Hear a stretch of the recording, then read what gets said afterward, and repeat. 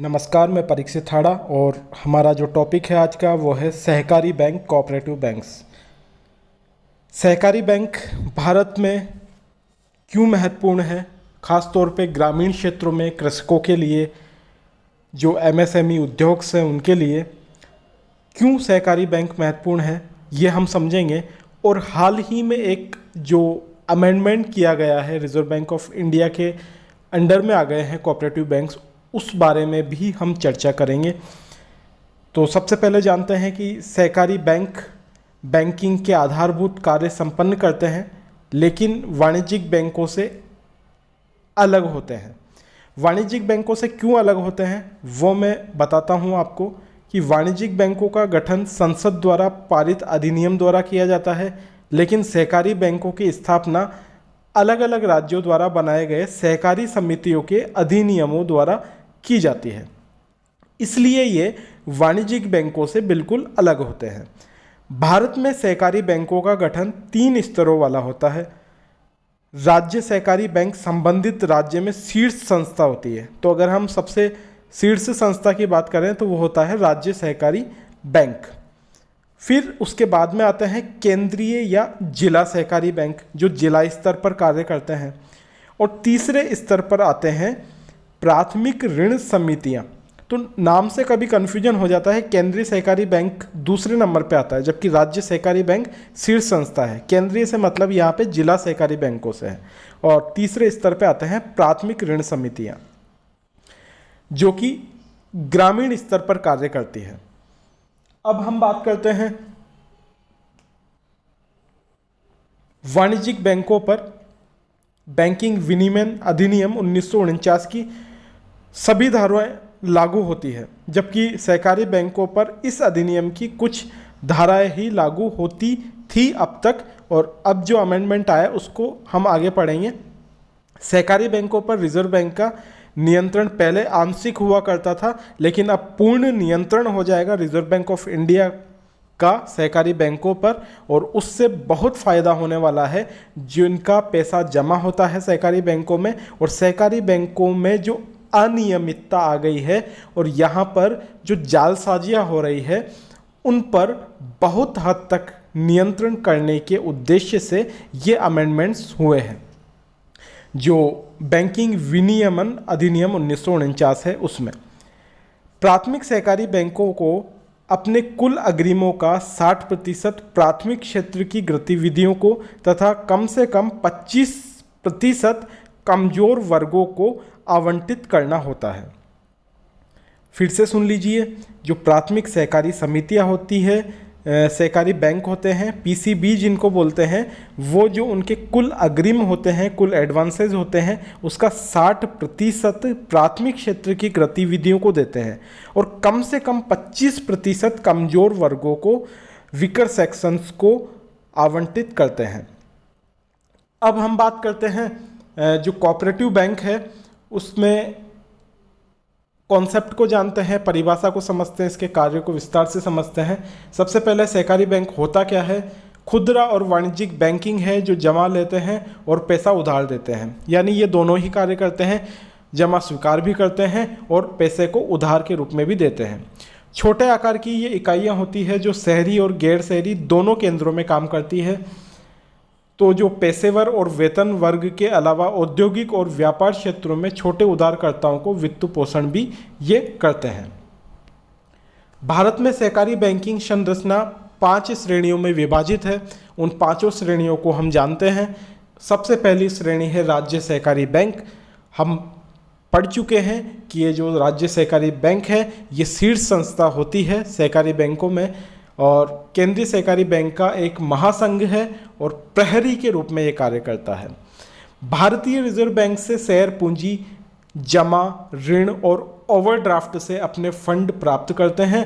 और ये केंद्रीय सहकारी बैंकों को जो जिला स्तर पर कार्य करते हैं और प्राथमिक समितियों को जो ग्रामीण स्तर पर कार्य करती हैं उनको पैसा उधार देते हैं और सीधे किसानों को ये पैसा नहीं देते हैं। फिर आगे जिला स्तर की जो सहकारी समितियां हैं वो प्राथमिक समितियों को पैसा देती हैं और प्राथमिक समितियां किसानों को पैसा उधार देती हैं।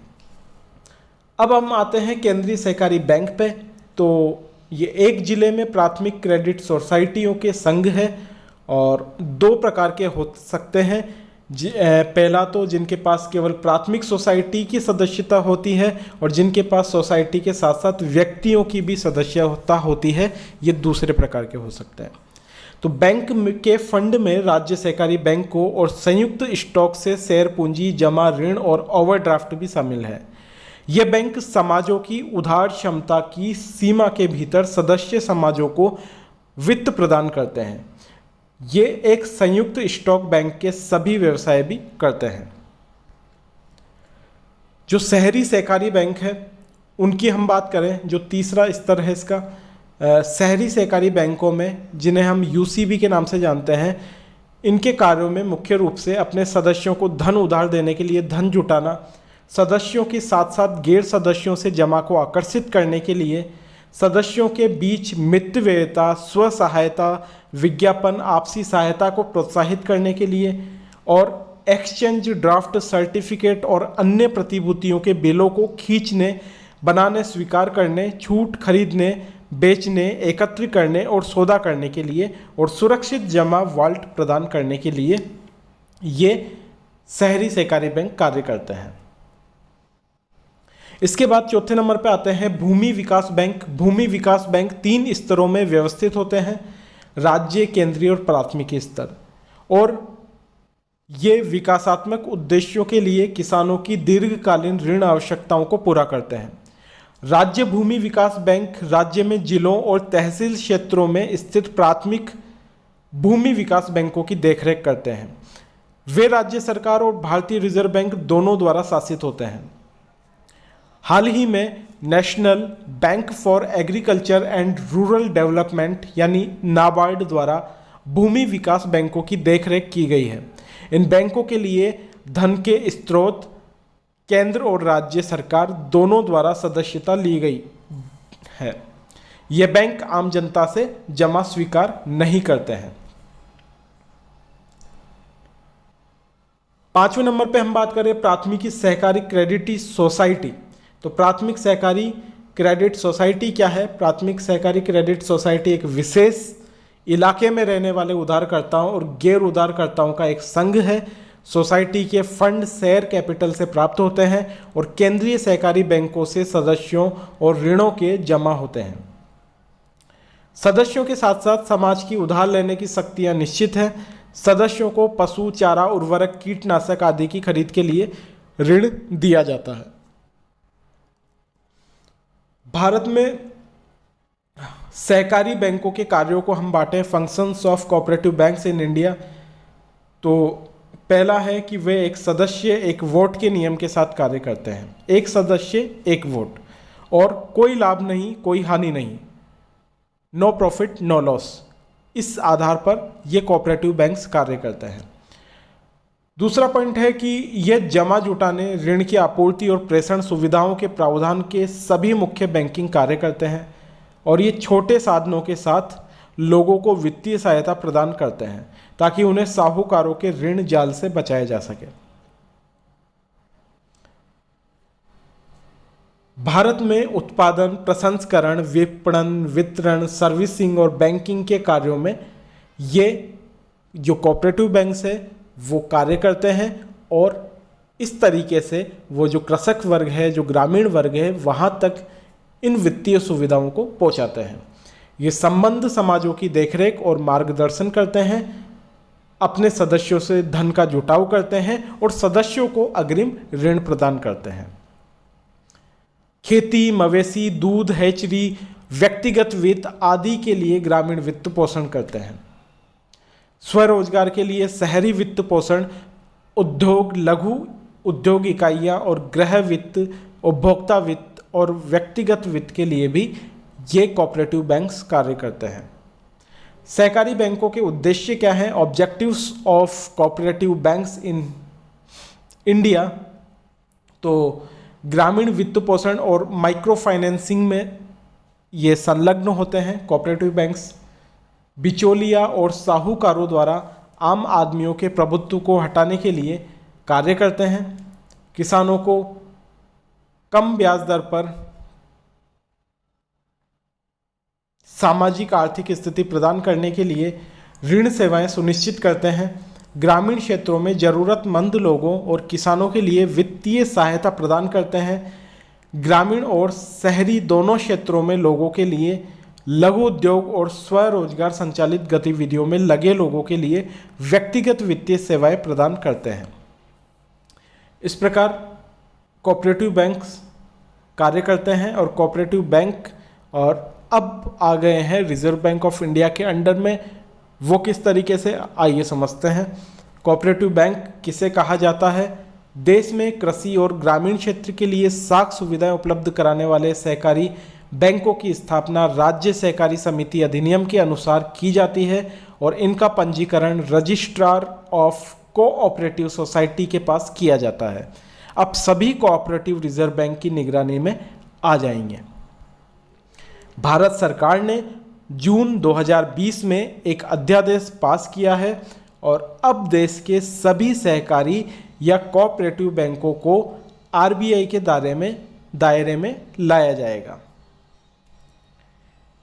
वर्तमान की बात करें तो कोऑपरेटिव बैंकों की निगरानी कोऑपरेटिव सोसाइटी करती है, लेकिन अब ये काम रिजर्व बैंक को दे दिया जाएगा। जैसे कि बाकी सरकारी और प्राइवेट बैंकों की निगरानी की जाती है, इससे जो फायदे होंगे उन्हें हम जानते हैं कि आरबीआई पहले आंशिक रूप से इन्हें नियंत्रित करता था, कोऑपरेटिव बैंक को पूर्ण तरीके से या पूर्णतः नियंत्रित नहीं करता था। अब जबकि ये पूरी तरीके से कोऑपरेटिव बैंकों को नियंत्रित कर पाएगा, सीधे तौर पे कर पाएगा, तो उसके क्या फ़ायदे होंगे उन्हें हम समझते हैं। सबसे पहला फ़ायदा होगा कि इस हस्तांतरण का जनता में ये संदेश जाएगा कि उनका पैसा बिल्कुल सुरक्षित है, क्योंकि अब उनके पैसे की देखरेख सीधा रिजर्व बैंक ऑफ इंडिया कर रहा है। रिजर्व बैंक ये सुनिश्चित करेगा कि कोऑपरेटिव बैंकों का पैसा किस क्षेत्र के लिए आवंटित किया जाना चाहिए। इसे प्रायोरिटी सेक्टर लैंडिंग भी कहा जाता है। पहले ये कोई सुनिश्चित नहीं करता था, अब रिजर्व बैंक ऑफ इंडिया ये सुनिश्चित करेगा कि ये सबसे पहले प्रायोरिटी सेक्टर लैंडिंग के लिए ही ये पैसा आवंटित किया जाए। कोऑपरेटिव बैंकों को अपनी कुल जमा का एक निश्चित प्रतिशत आरबीआई के पास रखना होगा, जैसे कि सीआरआर रखते थे वाणिज्यिक बैंक, जिससे इस बैंक के खाता धारकों को इस बात की तसल्ली हो जाएगी कि उनका पैसा आरबीआई की निगरानी में होने के कारण सुरक्षित है। तो अब कोऑपरेटिव बैंक्स को जो उनकी कुल जमा है उसका एक निश्चित प्रतिशत आरबीआई के पास रखना ही होगा। अब जो कोऑपरेटिव बैंक है, इनके रिजर्व बैंक के अधीन आने पर इसे रिजर्व बैंक के नियमों को मानना पड़ेगा, जिससे देश की मौद्रिक नीति को सफल बनाने में बहुत आसानी होगी। क्योंकि जब भी रिजर्व बैंक ऑफ इंडिया अपनी मौद्रिक नीति लाता है तो उसमें ये बैंक पहले कहीं ना कहीं छूट जाते थे, लेकिन अब ये बैंक भी सीधे तौर पर रिजर्व बैंक ऑफ इंडिया की मौद्रिक नीति में शामिल होंगे, योगदान देंगे, जिससे रिजर्व बैंक ऑफ इंडिया की मौद्रिक नीति के सफल होने के आसार बढ़ेंगे। तो ये कुछ कार्य थे कोऑपरेटिव बैंक के, और कोऑपरेटिव बैंक जो अब अधीन आ जाएंगे आरबीआई के, उसके बारे में हमने चर्चा की। धन्यवाद।